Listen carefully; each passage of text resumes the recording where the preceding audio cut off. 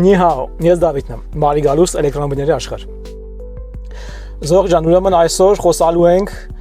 թե $22,000, շնորհ շարունակելով անցած հաղորդման թեզը, որտեղ բավական շատ մարդիկ են գրել վերջերս։ Շատ շնորհակալություն ձեզ։ Կապված թե ինչ էլեկտրոմոբիլ ընտրել այդ գնային սեգմենտում 22-23,000-ի մեջ, չինական իհարկե, դե տեսան արդեն մոռացանք։ Ուրեմն 22,000-ի մեջ հենց կոնկրետ իմ կարծիքով ամենաարդիականը այս 4 էլեկտրոմոբիլներն են, ախնդրեմ, Yuan Plus Restyle բազային կոմպլեկտացիան, Geely Galaxy նորից բազային կոմպլեկտացիան 440 կմ գնացողը, Sea Lion-ը հայտնի արդեն անուն հանած, նորից բազայինը 430-ը ու Deepal S05 էլի բազային պլյուս կոմպլեկտացիան, ինքը ուղղակի 22,000 չի, այլ 22,400 է իմ մոտ, դե ինչպես գիտեք ամենամաչելի գները իմ մոտ են, այս գներով վերջնական արժեքներով Երևանում ուրիշ տեղից ձև չի, էլեկտրոմոբիլ գտնեք, ուրեմն Deepal-ը 510 է գնում, դրա վրա մի $400 էժան։ Հիմա սրանք բոլորը բազային կոմպլեկտացիաներն են ու որոշակի տարբերություններ կան իհարկե իրենց մոտ։ Մենք հիմա կփորձենք բացահայտենք թե կոնկրետ ձեր համար որն է ամենալավը, որովհետև շատ դժվար է ընտրել, այս 4-ն էլ լավն են, այս 4-ից ընտրություն կատարել մեկի օգտին շատ բավական դժվար է։ Հիմա ես կօգնեմ կողնորոշվել։ Նախ ասեմ full կոմպլեկտացիաների գները միանգամից հիմա գրեմ էկրանների վրա, որ ձեզ պարզ լինի, էլի կարելի ասել շատ մինիմալ կարելի ասել ինքնարժեքով են վաճառում այս մեքենաները, թե իմ մոտ, թե գործարանի մոտ, որտեվ այս գնով, այս 23,500-ից մինչև 24,500 ուրիշ ոչ մի ավտոարտադրող այս գնով full կոմպլեկտացիա կամ full-ից մի հատ ցածր, Deepal-ը ու Geely Galaxy-ն full-ից մի հատ ցածր, ոչ full, բայց Yuan Plus-ն ու Sea Lion-ը full, ամենա full սառնարանով, որ գժական բոմբ պրոստը։ Ասենք այդ գնով ուրիշ ոչ մեկ, ոչ Tesla, ոչ ճապոնական, ոչ մեկ այդ գներով, то есть բյուջետային սեգմենտում մեկա BYD-ն մնում առաջատար։ Եթե մեքենա եկնանք բյուջետային սեգմենտում ու ընկած չեք հզորության հետևից, ուրեմն BYD կամ Yuan Plus կամ Sea Lion։ Որն են իրենց առանցքային տարբերությունները։ Ուրեմն full կոմպլեկտացիան դիտարկենք։ Երկուսի մոտ էլ արդեն սառնան ավելացել, մի հատ գժական, ասենք, մի հատ մեծ պլյուս բյուջետային սեգմենտում, ասենք սառնարան մեքենայի մեջ, տաքացվող ու սառեցվող հնարավորությամբ, ինչը պրոստը գժական է, ուրիշ ոչ մեկ նման բան չունի։ Yuan Plus Restyle-ի մոտ բոլոր սխալները շտկվել են, արդեն ղեկը մարդավարի ձևերով Yuan Up-ի ղեկից է, որ կարաս ներքևից բռնես, դիսպլեյը մեծ է, վերջապես մարդիկ ֆայմեցին, որ էսի փոքր է, սովորական ոչ Restyle-ին է։ Անլար լիցքավորիչների նախ երկու հատ են ու երկուսն էլ ճիշտ ձևով են տեղադրված, ոչ թե ասենց անկապ ձևով ուղղահայաց, որ ոչինչ չի երևում է դիսպլեյի վրա։ Պրոյեկցիա ավելացել Restyle-ի մոտ, ինչ է ուղղակի ասենց բում ասենք, ոնց կարա Yuan Plus Restyle-ը թանկանոց չունենա պրոյեկցիա, իսկ Yuan Plus Restyle-ը ունենա պրոյեկցիա կամ Sea Lion-ը, չէ, Sea Lion-ը կարծում չունի։ Մի խոսքով հիմա Yuan Plus-ը 23,500 full ու 22,000 բազային մի հատ գժական ավտո է դառը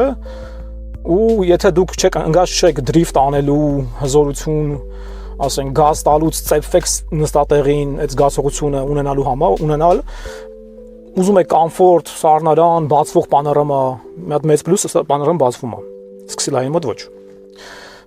Ես խորհուրդ կտամ ձեզ ընտրել Yuan Plus Restyle։ Դարել եմ այդ գժական ավտո ու կարծում եմ բոլոր սխալները,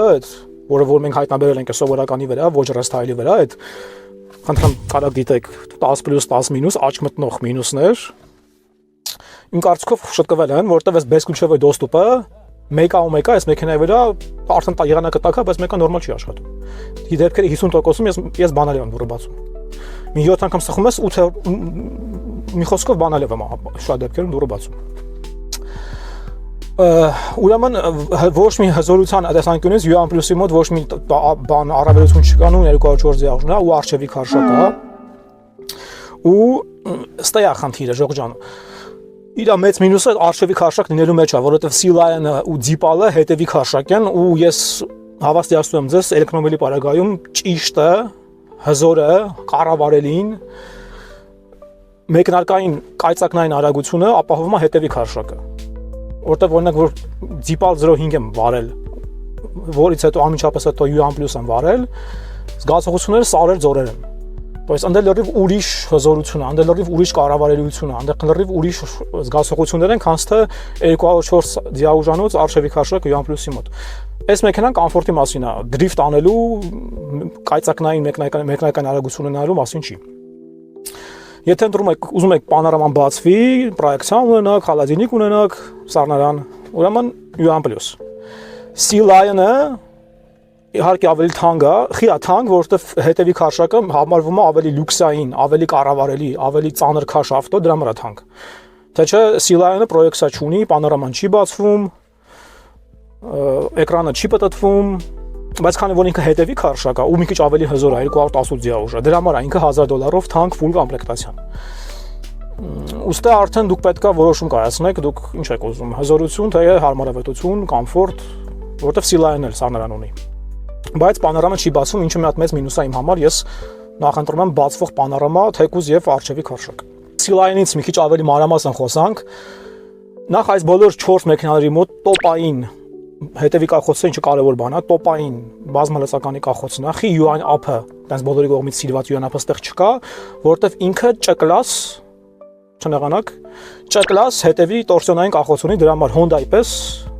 դրա համար ինքը այս տոպում չկա, թե չէ կլներ։ Ինքն է շատ լավ, բացի է տորսիոնային կախոցից։ Ուրեմն C-Lion-ի մոտ դե արդեն ինչպես ասացինք սառնարան, ավելի հզոր է հետևի քարշակը, դիզայնը երևի ավելի կլասիկ, քան թե U1+-ի մոտ, բայց չգիտեմ ինչքան հավաստի, բայց էկրանը ասում են չի պատտվում, պրոյեկցիա ոնց որ թե էլի չունի ու պանորամային տանիքը չի բացվում։ Ինչու մի հատ մեծ մինուս եմ գնահատում, եթե կարա բացվի, խի չի բացվում, չգիտեմ։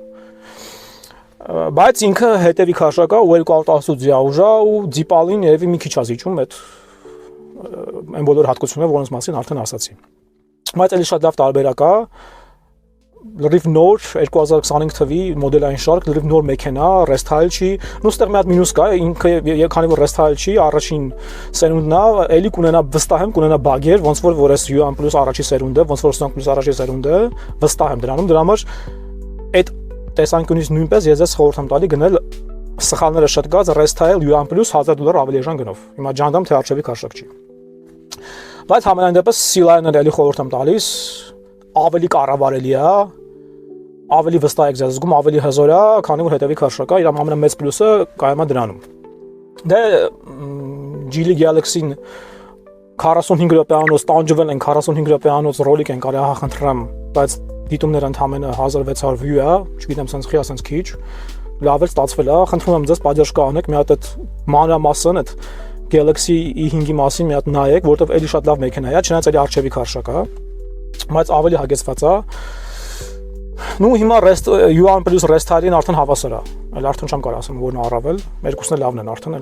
տեղ չկա։ Երկուսն էլ մաքսիմալ հագեցված են ու երևի U1+-ը հիմա ավելի գերադասել է, որտեղ ունի սառնարան։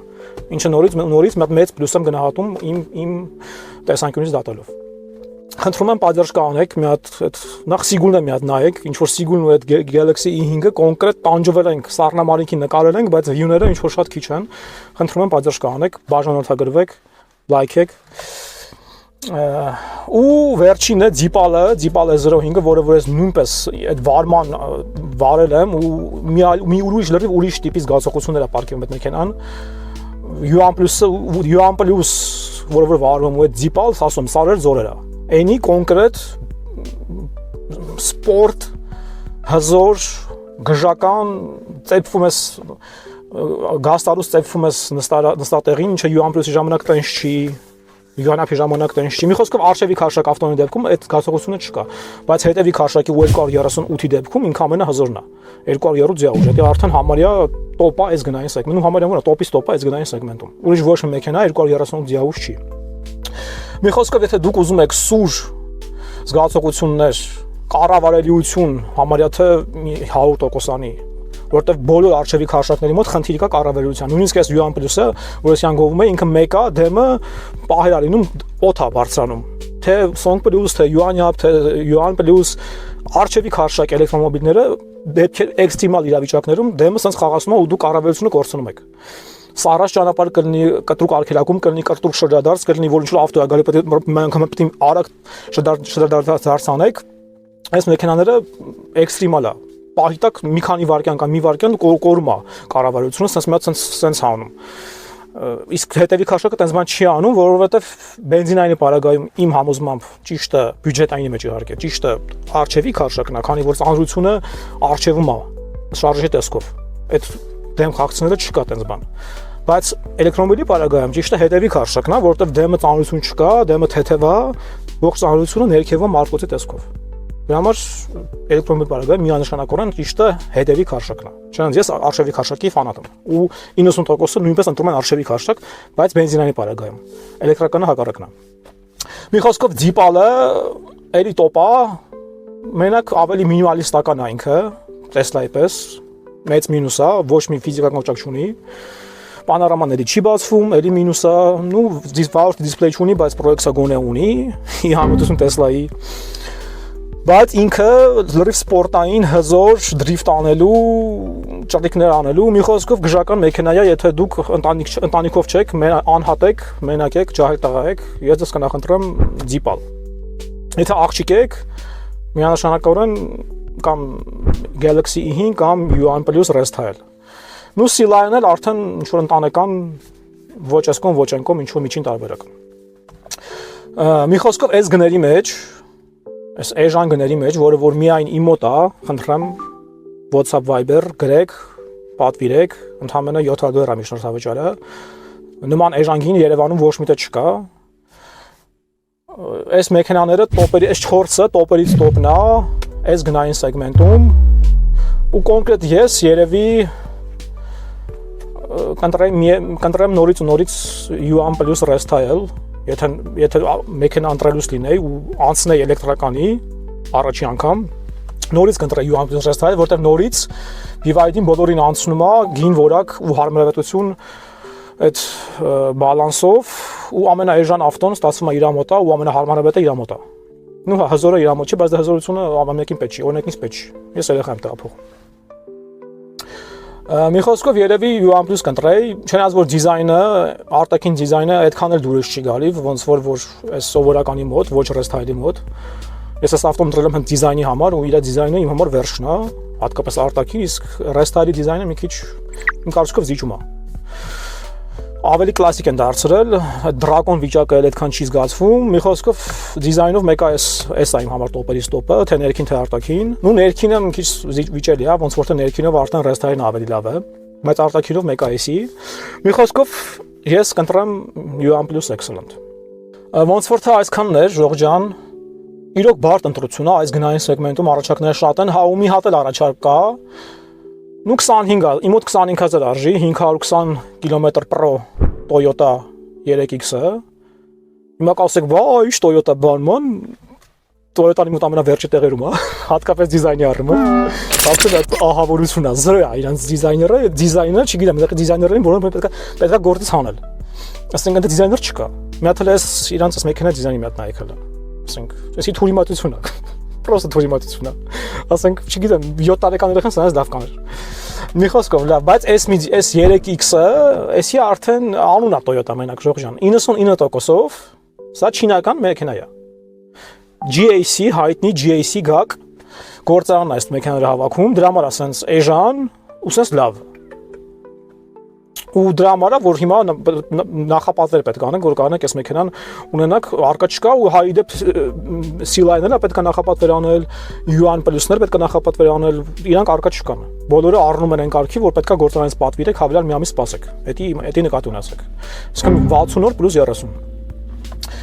Jeep-ալն որ արկա է, մեկ էլ կարող է բայց էլի չլինի, մեկ էլ Galaxy E5-ն է, որ կարելի է երևի ճարել, բայց էլի դժվարությամբ։ Մի խոսքով այս բոլոր մեքենաները, քանի որ մի այլ կարգի կրել է որ կրում են, համարյա բոլորը նախապատվի պետք է անել, Toyota-ն նույնպես, ու այս Toyota-ն 99% թե Z-ալները, թե ծրագրային ապահովը, մի խոսքով ամեն ինչը այս Toyota-ի մոտ Չինական է։ Բատարեկից բռնած, չգիտեմ, ղեկով վերջացրած, մենակ իր վրի լոգոն է, Ճապոնիայից եկածած ու անունն է ճապոնական Toyota, всё։ Իրանք որոշել են իրանց անունը վաճառան չինացիքին ու փող աշխատան ձեռի հետ։ Չինացիքը մի հատ գժական մեքենա է սարքել, որը որ հին Toyota դաշե կապ չունի։ Վերջապես նորմալ,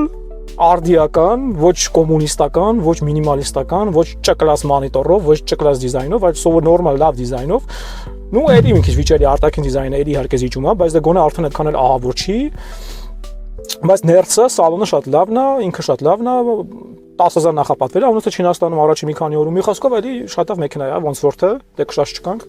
ու 25000-ի մեջ 520 կիլոմետր գնացող է։ Այսքանն էր, խնդրում եմ ակտիվ եղեք, բաժանորդագրվեք,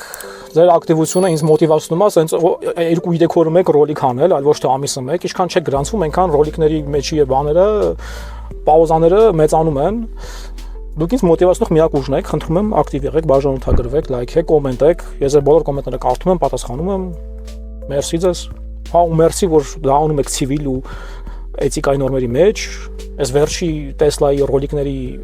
այս վերջի Tesla VS չինական, խնդրում եմ մի հատ նայեք։ Ռոլիկի ժամանակ բոլոր կոմենտները 100% կոմենտները էթիկայի մեջ են, ես ոչ մի կոմենտ չեմ մաքրել, իզարմանս ինձ։ Տենց բան դեռ չէր եղել։ Շատ շնորհակալություն, խնդրում եմ ձեր անհամաձայնությունը հայտնեք կիրթ գրագետ ձևերով։ Հակառակ դեպքում դե գիտեք, ջնջվում է, դուք էլ ընդմիշտ հեռացվում եք ալիքից։